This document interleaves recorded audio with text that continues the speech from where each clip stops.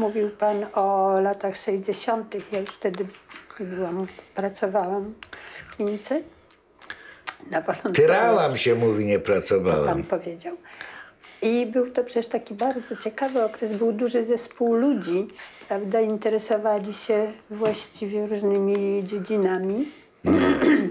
Był dział i nefrologii, i kardiologii, i kardiochirurgii, hematologii, a wtedy była to przecież wiodąca klinika w tym czasie. No tak, to wszystko zależy od szefa.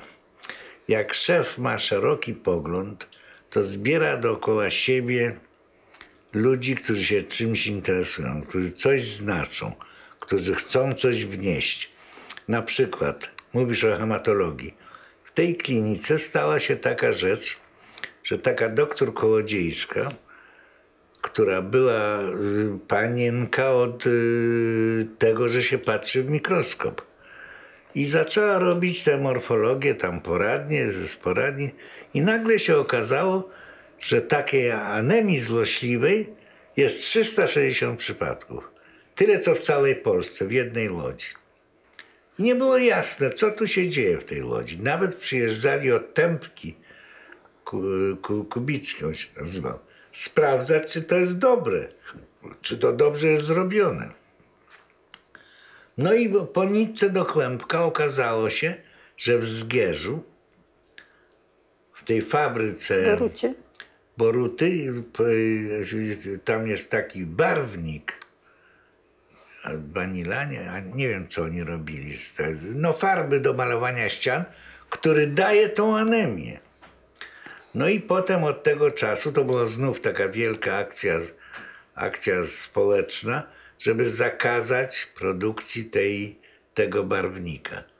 Więc to była klinika, która miała szeroki horyzont. Dlatego było i, jak ty mówisz, hematologia, gdzie był jakiś docent, który się znał na mikroskopie, i ta Kołodziejska, która wykształciła potem całą plejadę ludzi, którzy się znali na tym.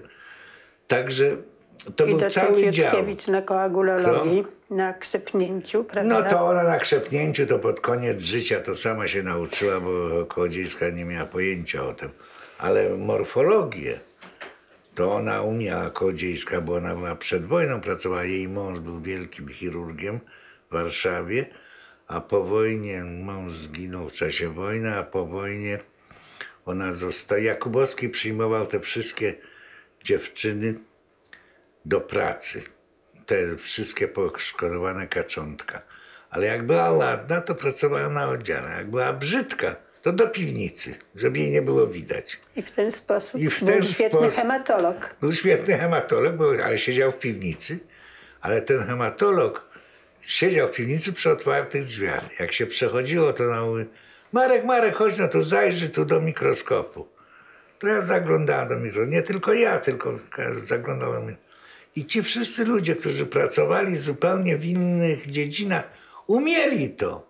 Bo Helenka wolała, a pani doktor Kołodziejska, eine große Dame, która nosiła szal z lisów i jeszcze takie inne ubrania, co myśmy w ogóle nie wiedzieli, co to jest, to nie można jej było odmówić.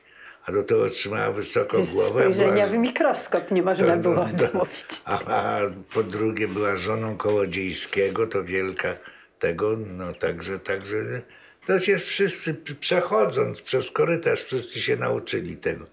Ja tak patrzę dzisiaj, nikt z tych lekarzy nie umie zajrzeć w mikroskop, a ja umiem i wiem. I z tymi laborantkami, które były uczone też u bardzo dobrej, u Wierzbowskiej, u bardzo dobrej, ale one nie mają tego bigla, że to od razu spojrzą i wiedzą. Bo tak jak się marudzi, to jest zupełnie co innego. I ja nie jestem gorszy od nich. Bo one siedzą codziennie, a ja, jak jest coś takiego niejasnego, to mówię: panie doktorze, niech pan przyjdzie spojrzeć. A ja nie umiem tego, to nie, ja w ogóle nie mam o tym zielonego pojęcia, ja tylko pamiętam te obrazki, które ona pokazywała.